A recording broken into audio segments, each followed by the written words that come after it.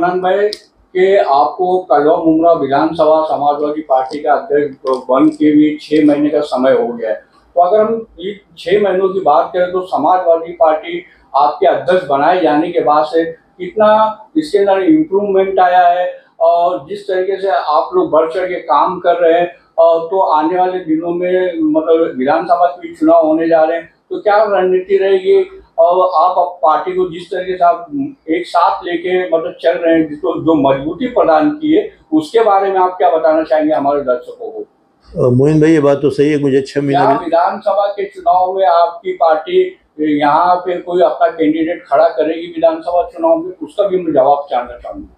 सही है मोइन भाई, सबसे बड़ी चीज़ है 6 महीना तो हो गया मुझे विधानसभा का अध्यक्ष। मैं बहुत शुक्रगुजार हूँ अपने नेता अबू आसिम आदमी साहब का, और उनसे मैंने प्रॉमिस किया था कि मैं पार्टी को उठाने का काम करूँगा, और अल्हम्दुलिल्लाह मैं मेहनत कर रहा हूँ। बाकी तो कामयाबी तो अल्लाह के हाथ में है। और मुझे लग रहा है आज कम से कम मैं समझ रहा हूँ 150 लोग मेरे साथ ऐसे जुड़े हुए हैं कि जब बुलाओ तब आ जाता है, ऐसा नहीं एक बार।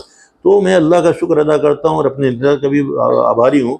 उन्होंने मुझे जिम्मेदारी दी है और इसलिए दी है कि मैं यहाँ समाजवादी पार्टी को उठाऊं।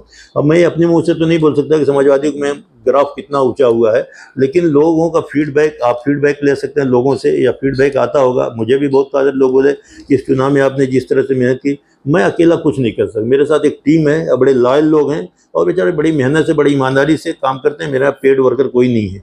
सब चाय, मैं जो चाय पीता हूँ वही चाय वो पीते, कभी वो बिल दिए कभी मैं दिया। तो इस तरह से हम ग्राफ उठाने की बात करते हैं।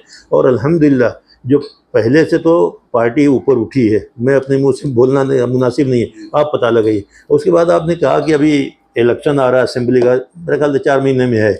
तो मैं, चूँकि मैं तो एक कार्यकर्ता हूँ, अबू आसिम आदमी साहब का सिपाही हूँ। ये फैसला करना हमारे नेता अबू आसिम आदमी साहब का है कि यहाँ पे कैंडिडेट देंगे असेंबली का। उन्होंने कहा था कि अगर कोई बढ़िया कैंडिडेट मिलेगा तो हम असेंबली जरूर लड़ाएंगे। मेरा काम है कि मेहनत करना, पार्टी को ऊपर लेना, लोगों को अपने साथ जोड़ना। क्योंकि पहले सारे लोग जुड़े हुए थे समाजवादी से, धीरे धीरे हमारी कुछ कमियां रही होंगी, कुछ कोताहियां रही, बहुत सारे लोग अलग हो गए, लेकिन आज अल्हम्दुलिल्लाह लोग जुड़ने को तैयार हैं। आज मैं जब जाता हूँ लोग बोलते हैं, तो बोलते भाई हम तो समाजवादी पुराने हैं, तो उनको लेकर के मैं आगे चल रहा हूँ। और अबू आसिम आदमी साहब की जो है कि जिम्मेदारी जो मुझे दी है उसको मैं निभा रहा हूँ। अब असेंबली में कैंडिडेट देना हमारे आसिम भाई का काम है, और मैं तो चाहूँगा कि असेंबली में कैंडिडेट आवे, क्योंकि अगर कैंडिडेट मिलेगा तो हमारी पार्टी और मजबूत होगी। और उसके आगे फिर कुछ ही दिन में मेरा ख्याल से कॉरपोरेशन है, उसमें भी हमारी पूरी कोशिश होगी कि पूरे कलवा मुमरा में जो है ज़्यादा से ज़्यादा कैंडिडेट खड़ा करें और एक हिस्सेदार बने, बगैर हमारे जो है कोई महापौर न बने। मन्नान भाई, इस वक्त पूरे देश में लोकसभा के चुनाव हो रहे हैं और 20 मई को 5वें चरण का चुनाव था, जिसमें कल्याण लोकसभा की सीट भी शामिल थी। तो इस चुनाव के अंदर हमने देखा कि बहुत सारे जो इंडिया अलायंस के जो सहयोगी दल है वो तमाम लोग मतलब इस चुनाव के अंदर लग गए थे। यहाँ की जो इंडिया अलायंस की कैंडिडेट थी उसको जिताने के लिए, उसमें समाजवादी पार्टी की क्या भूमिका थी? क्योंकि ऐसा देखने में आया कि अबू आसिम साहब मतलब वो कभी यहाँ नजर नहीं आए इंडिया अलायंस का समर्थन करते हुए। आपने और आपकी पार्टी ने क्या योगदान दिया है इस सीट को लेके? मोइन भाई, सबसे पहले इंडिया अलायंस में तो जो है सबसे बड़ा योगदान समाजवादी पार्टी का रहा है। आपको अच्छी तरह से मालूम है कि जब नीतीश कुमार जी, ममता बनर्जी जी अलायंस को छोड़ दिए, उस टाइम ऐसा लग रहा था कि अलायंस टूट गया, अलायंस नहीं बनने वाला। उस टाइम हमारे राष्ट्रीय अध्यक्ष माननीय अखिलेश यादव जी ने आगे बढ़ करके राहुल गांधी से हाथ मिलाया, कांग्रेस पार्टी से हाथ मिलाया, और उन्होंने कहा कि हम इंडिया अलायंस के साथ हैं। वहाँ से शुरुआत हुई, बहुत सारे लोग जुड़ते गए, इंडिया अलायंस बना। इसलिए हम बोलेंगे कि सबसे बड़ा योगदान जो है अखिलेश यादव जी के अलायंस को बनाने में था। दूसरी बात, आप यहाँ की बात कर रहे हैं समाजवादी पार्टी का मैं एक कार्यकर्ता हूँ, अबू आसिम आदमी का एक सिपाही हूँ। अब अबू आसिम आदमी साहब हमारे नेता हैं, उन्होंने हमको आदेश दिया था कि इंडिया अलायंस के जो भी कैंडिडेट, यहाँ भी जो हमारे लोग हैं, सबको मेहनत से और अपनी कुव्वत के साथ उनका काम करने का और उनको जिताने का काम करने का। तो हमने यहाँ अपनी टीम को लेकर के, आपने देखा होगा कि हमने अपनी टीम को लेकर गली गली कूचे कूचे में पूरा मुबरा कौसा में हमने हलचल मचा दी थी। और इंडिया अलायंस का जो हमने पूरा सपोर्ट किया था। और इंडिया अलायंस का सपोर्ट के नाते कि हमने नहीं किया था, सारे लोगों ने, सारे दल ने किया था, लेकिन हम समाजवादी पार्टी के चूँकि एक सिपाही होने के नाते समाजवादी पार्टी की तरफ से हमने मेहनत की, बाकी लोग मेहनत की। और यहाँ पे सबसे बड़ी चीज़ है कि मैं लोगों का धन्यवाद, खासतौर से यहाँ की जो तंजीमें थी, हमारे उलमा कराम थे, बहुत सारी तंजीमें थी, उन्होंने बड़ी मेहनत की और उस मेहनत का फल इंशाल्लाह ज़रूर आएगा। अब रात वाल की भाई देखिए, आपने कहा कि अबू आसिम आदमी साहब नहीं दिखाई दिए। अबू आसिम आदमी साहब आज पिछले करीब 6 महीने से कुछ सेहत को लेकर के, पैर को लेकर के उनको थोड़ा सा प्रॉब्लम चल रहा है। तो ऑपरेशन 2 बार हुआ ऑपरेशन, तो चलने फिरने में ज़्यादा तकलीफ हो रही थी, इसलिए वो कहीं नहीं जा पाए। नहीं तो वो आसिम आदमी साहब तो एक फ्रंट पे रहने वाले, यहाँ से लेके यूपी तक काम करते थे, लेकिन मजबूरी थी पैर की लेकर के, तो वो कहीं गए नहीं। लेकिन उन्होंने बराबर वहाँ से वाच रखा, भिवंडी हो कि बम्बई हो कि थाना हो या यूपी हो, अपने जितने कार्यकर्ता, जितने मिलने वाले थे, जितने लोग थे, सबको उन्होंने आगाह किया कि भाई इंडिया अलायंस को जिताने का काम करिए। मनन भाई, एक सवाल मैं और आपसे पूछना चाहूँगा कि यूपी जो है वो देश का सबसे बड़ा राज्य है और सबसे ज़्यादा लोकसभा की सीटें भी यूपी से आती है, 80 सीटें आती है। तो अगर देखा जाए तो यूपी के अंदर समाजवादी पार्टी मजबूत अपोजिशन का रोल अदा करती चली आ रही है।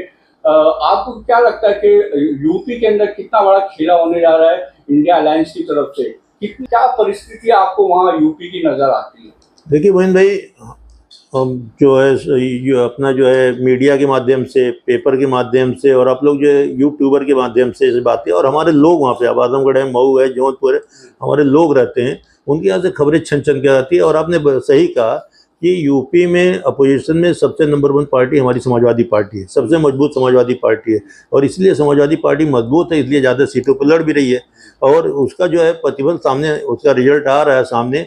और जिस तरह से बीजेपी वाले कह रहे थे 80 में हमारी 80 में 80 है, हमारे अखिलेश यादव जी कह रहे हैं कि 80 में 79 हमारी, एक खाली मोदी को छोड़ दीजिए। लेकिन वो सब जाने दीजिए, वो लफाजी बातें जो होती हैं नेतागिरी।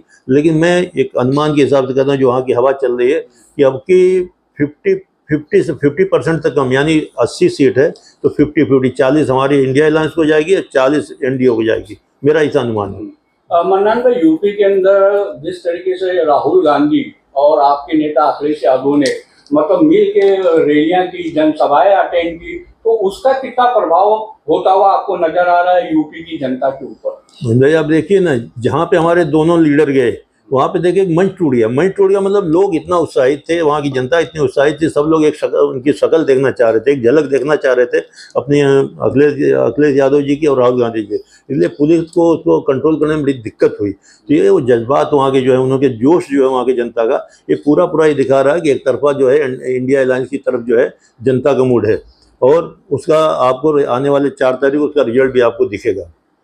मनन भाई, मैं ये भी जानना चाहूंगा कि महाराष्ट्र के अंदर जिस का जो चुनाव है पूरी तरीके से संपन्न हो गया है, तो क्या लगता है क्या होने जा रहा है? महाराष्ट्र के क्या नतीजा आ सकते हैं 4 जून को?